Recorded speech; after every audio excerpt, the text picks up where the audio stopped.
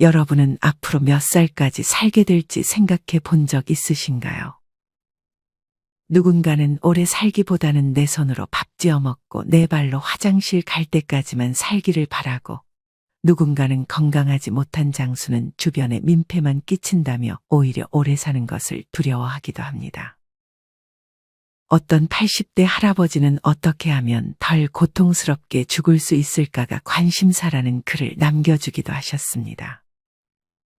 사실 나이가 들면 아프지 않은 사람은 많지 않습니다.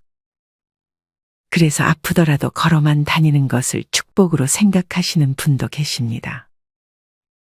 요새 100살까지 사는 장수비법과 노화를 막는 습관들이 많이 있지만, 만약 내가 몸을 잘 돌보지 못해 주변에서 내가 오래 사는 것을 원하지 않는다면 어떤 기분일까요? 아마 정말 비참한 기분이 들 것입니다. 그래서 우리는 아예 아픈 곳이 없을 수는 없겠지만, 우리 스스로가 그래도 밥 해먹고 청소를 할 수 있을 정도의 건강을 유지하는 것이 중요합니다. 사실 누구에게나 맞는 건강 습관은 없습니다. 운동량과 체질에 따라 다르기도 하고, 음식을 많이 먹음에도 건강하게 사는 분들도 있습니다. 103세 김형석 교수님은 커피를 좋아하셔서 낮에 커피를 한 잔씩 즐기신다 합니다. 교수님을 보면 늙지 않고 건강하기 위해 이건 절대 안 돼, 그런 건 없는 것 같다는 생각이 들었습니다. 카페인에 예민해서 잠을 잘 못 자는 체질이면 커피 안 마시면 되고, 카페인에 크게 영향을 받지 않는 체질이라면 커피 마셔도 상관없는 것입니다. 좋아하는 걸 즐기는 것도 정신건강 측면에서는 좋을 수 있습니다. 하지만 그렇다고 해서 하고 싶은 것만 하고 먹고 싶은 것만 먹어서는 안 됩니다. 그래도 어느 정도 좋은 생활 습관이 필요합니다. 여기 이른 새벽부터 하루를 시작하는 92세 장씨 할아버지가 계십니다. 90을 넘긴 나이이지만 혼자 화장실로 가 꼼꼼하게 면도를 하며 하루를 시작하는 할아버지. 할아버지는 일상생활을 하는데 다른 이의 도움이 딱히 필요하지 않습니다. 할아버지는 말끔히 씻고 거실로 나와 스마트폰으로 하루를 시작합니다. 스마트폰의 뉴스를 보며 세상이 돌아가는 상황을 살핍니다.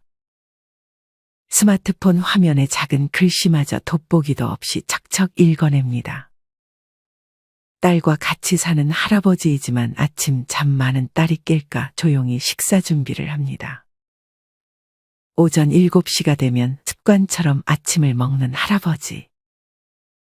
할아버지의 식사는 시리얼과 달걀 프라이 1개입니다. 이는 할아버지가 30년 동안 지켜온 습관입니다. 식사가 끝나자마자 할아버지는 산책 나갈 준비를 합니다. 할아버지는 잠깐 걷다가 100m가량을 달립니다. 숨이 차기는 하지만 달리기를 하고도 쉬는 법이 없습니다. 딸이 집으로 돌아온 할아버지에게 말을 건넵니다. 아이고, 오늘도 달리기 하셨어요? 밖에서 무리하지 마시라니깐. 이렇게 따뜻하게 볕 좋은 날은 무조건 뛰어야지.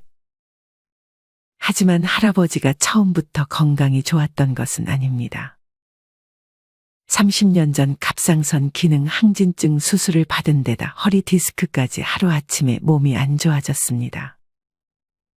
이러다 우리 자식들 고생만 시키는 거 아니야? 지금부터라도 관리 안 하면 안 되겠네. 이런 깨달음을 얻고 건강에 좋다는 것들은 다 했던 할아버지입니다. 그중 자신에게 맞지 않는 건강 습관들은 빼고 자신에게 맞는 습관만 유지해 지금까지 꾸준히 지켜왔습니다. 이제 아침을 시작하는 딸과 대비되어 할아버지는 벌써 공부할 준비를 합니다. 깨알 같은 글자, 그것도 영어를 사전까지 찾아가며 열심히 하십니다. 커피 한 잔 타오며 딸이 묻습니다. 아버지 피곤하지도 않아요? 난 오래 자도 피곤하기만 한데. 그러자 할아버지가 답합니다. 항상 야망과 열정을 가지고 사니 활기차지. 공부하면 가끔 잊어버려서 문제지만 할아버지는 점심을 먹고 또 어디를 나갑니다. 그곳은 바로 5평 남짓한 할아버지의 작은 슈퍼마켓입니다. 가끔 계산을 잘못하기도 하지만 그래도 딸에게 용돈도 안 받고 혼자 경제적인 상황까지 해결합니다. 할아버지는 슈퍼마켓을 누구에게 팔 법도 하지만 죽을 때까지 이 일을 하고 싶다고 말합니다. 할아버지는 92세의 나이이지만 70세처럼 살아가고 있습니다. 여러분은 이런 할아버지를 보며 어떤 생각이 드시나요? 할아버지는 몸이 아픈 적이 있었지만 꾸준히 자기에게 맞는 건강 습관을 유지해 누구에게도 피해를 끼치지 않고 살아가려고 노력합니다. 이렇게 노력하니 신체 건강은 물론 정신마저 건강한 할아버지입니다. 건강한 신체에 건강한 정신이 깃든다는 말이 있습니다. 오늘은 이와 관련하여 정신건강까지 챙길 수 있는 좋은 건강습관 5가지에 대해 알려드리겠습니다. 첫 번째는 구기자차입니다. 농촌진흥청의 자료에 따르면 구기자는 지방간과 간경화 등 간 기능과 시력을 보호하는 물질인 베타인 성분이 국내에서 재배되고 있는 구기자에 가장 많이 함유되어 있는 것으로 나타났다고 합니다. 동의보감과 의학입문 등에 기록된 구기자의 효능과 성분을 봤을 때도 특히나 간 기능 보호와 시력 회복의 효과가 뛰어나다고 합니다. 또한 현대 학자들의 임상보고에 의하면 구기자에는 고혈압, 저혈압, 변비, 간장병, 신경통, 류마티스, 피로회복, 정력 증강 작용 등 이외에도 많은 효과가 있다고 알려져 있습니다. 구기자는 건구기자로 차를 끓여 섭취하거나 분말로도 섭취할 수 있습니다. 물 2리터에 건 구기자 40g을 넣고 끓인 후 약불에서 2시간 정도 달여주어 체에 걸러 마시면 됩니다. 조금 단맛을 좋아하신다면 설탕이나 꿀을 적당량 넣어도 됩니다. 가루 분말로 나오는 구기자도 있는데 이 경우 물이나 요구르트 등에 타서 마시거나 전이나 밥, 백숙과 같은 각종 요리에도 활용이 가능합니다. 하지만 구기자가 몸에 맞지 않는 사람도 있습니다. 구기자는 특성상 몸을 따뜻하게 하는 성질이 매우 강하다고 합니다. 특히나 감기로 인해 열이 나거나 몸에 염증이 많은 사람, 그리고 설사를 자주 하는 사람들은 구기자를 먹지 않는 것이 좋다고 합니다. 또한 어떤 식품이든 마찬가지이지만 구기자도 과다 섭취 시 혈당이 떨어지거나 설사 및 복통을 유발할 수 있으니 하루에 너무 많은 양을 먹지 말고 적정 섭취량을 유지해 주는 것이 좋다고 합니다. 구기자 분말의 경우 하루 권장 섭취량은 성인 기준 3에서 6g이고 건구기자의 경우 밥숟가락을 기준으로 1에서 2큰술이 적당하다고 합니다. 구기자는 다른 약초들과는 달리 열매, 나무의 줄기와 뿌리 껍질 그리고 잎까지 모두 차로 우려 마시는 것이 가능하다고 합니다. 또한 구기자는 미국과 영국의 공영방송에서 현대판 불로장생의 천연약재라고 소개되기도 했습니다. 정말 유명한 배우 마돈나와 미란다 커 등 유명 연예인들이 구기자차를 복용해 건강과 젊음을 유지하고 있다고 소개하기도 했습니다. 또한 구기자는 세계 8대 슈퍼푸드에 등극할 정도로 강력한 항산화 식품이기도 하니 아직 구기자차를 드셔보시지 않은 분들은 한번 드셔보시는 것을 추천드립니다. 무병장수 습관 2번째는 너무 오래 자지 않는 것입니다. 잠을 많이 자면 단명한다는 말이 있을 정도로 지나친 수면은 위험을 부르기도 합니다. 충분히 수면을 취하라고 많이들 조언하지만 오히려 지나친 수면이 독이 될 수도 있다고 합니다. 실제 영국 워릭대 프란체스코 푸치오 박사팀은 16개의 연구 데이터를 토대로 수면 시간과 모든 원인에 의한 사망률의 관계를 분석했습니다.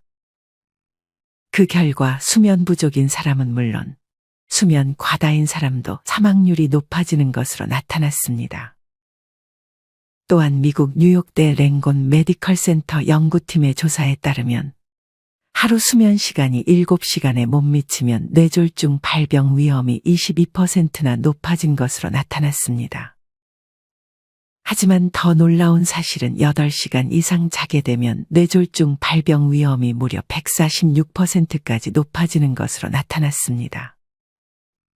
이렇듯 부족한 수면뿐 아니라 너무 과한 수면은 건강에 악영향을 미치게 될 수 있습니다. 수면 전문가들은 불면증처럼 잠을 잘 못 자는 상태뿐 아니라 과잉수면 역시 수면장애의 일종으로 보기도 합니다. 과도한 수면의 대표적인 부작용 중에 하나는 우울감입니다. 수면 시간이 증가하게 되면 당연히 움직이는 활동량도 줄어들게 됩니다. 움직이는 신체 활동이 줄어들면 신체가 자연스럽게 경직되는데 이런 상태가 되면 기분을 북돋우는 데 도움을 주는 엔돌핀 분비가 줄어들게 됩니다.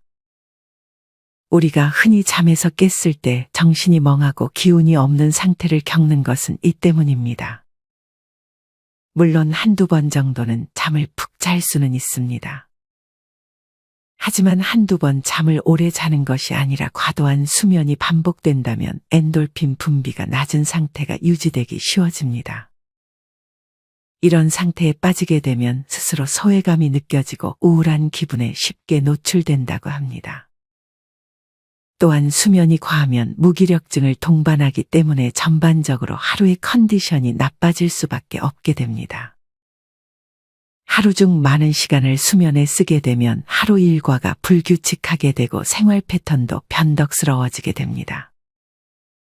이런 불규칙한 습관은 과식을 유발하기도 하고 이는 계속 악순환으로 작용하게 됩니다. 잠은 무조건 보약이 아닙니다. 지나친 수면은 오히려 독약이 될 수도 있습니다. 사람에 따라 필요한 수면 시간은 다릅니다. 하지만 내가 너무 과하게 숙면을 취하게 되고 그로 인해 우울감이나 생활이 불규칙해지는 것은 아닌지 돌아볼 필요가 있습니다. 무병장수 습관 세 번째는 껌을 씹는 습관입니다. 물론 임플란트를 한다거나 틀니를 사용한다면 껌을 씹기는 힘들 수 있습니다. 하지만 아직 튼튼한 치아를 가지고 계시다면 껌을 씹는 습관은 여러모로 도움을 줍니다. 이미 여러 연구에서 껌을 씹는 등의 저작 행동은 집중력과 기억력을 높여준다고도 알려져 있습니다. 껌을 씹는 동안 뇌혈류가 25에서 40% 늘어난다는 조사도 있습니다. 또한 껌을 씹으며 하게 되는 턱 운동은 구개골 바닥의 신경망을 자극해 각성도를 높여줍니다. 흔히 우리가 불안한 상황이 되면 손톱을 뜯거나 다리를 떨기도 하는데 이때 껌을 씹는 행동을 하면 불안감이 낮아지기도 합니다. 이는 껌을 씹는 행위 자체가 스트레스 호르몬을 떨어뜨리기 때문이라고 합니다. 세계적인 프로골퍼 미국의 필 미컬슨은 2021년 PGA 챔피언십에서 사상 첫 50대의 나이에 메이저 우승컵을 차지했던 것이 화제가 되었던 적이 있었습니다. 필 미컬슨은 그 집중력을 유지하는 비결로 껌을 씹는 습관이라고 밝힌 바가 있습니다.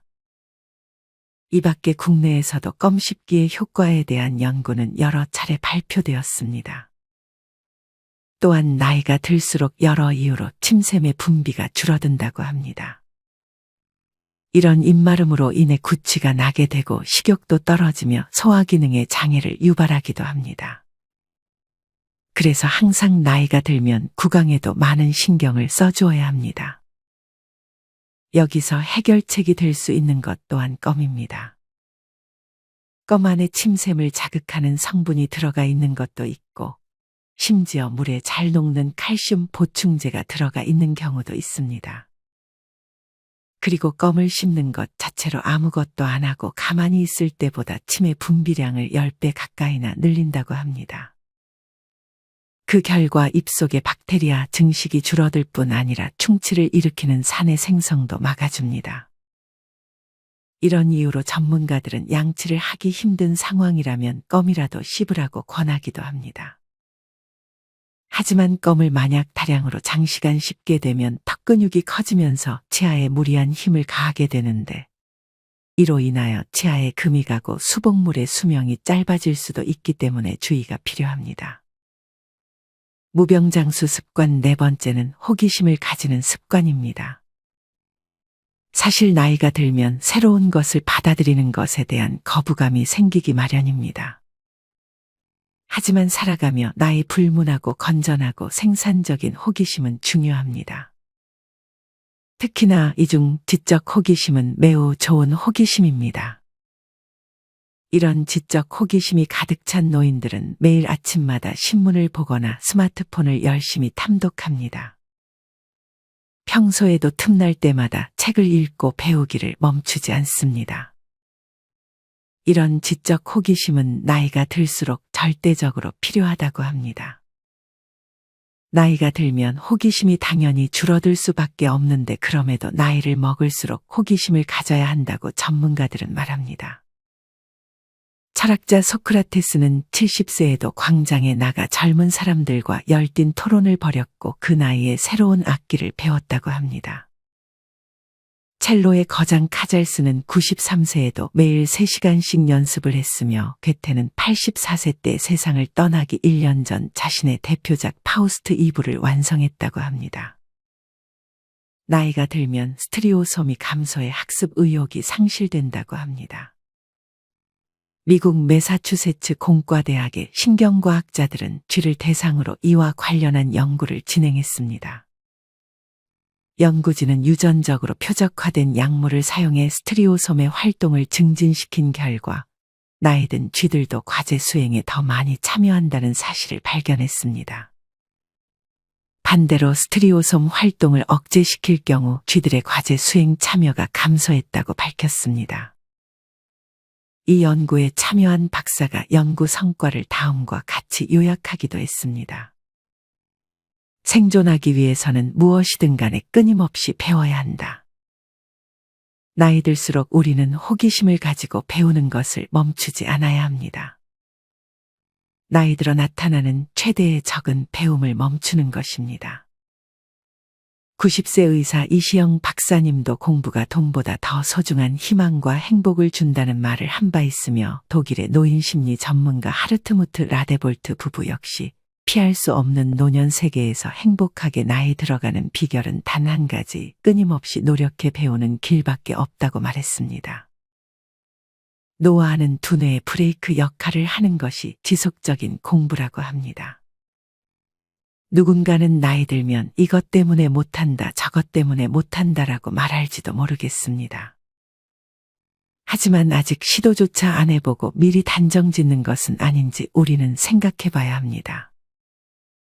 물론 나이가 들게 되면 한 번 들은 것이 다 이해되지 않고 다음 날이 되면 잊어버리기도 하지만 그 지루한 과정 속에서 반복해서 배우는 것이 중요합니다. 무병장수 습관 5번째는 햇볕을 쬐는 습관입니다.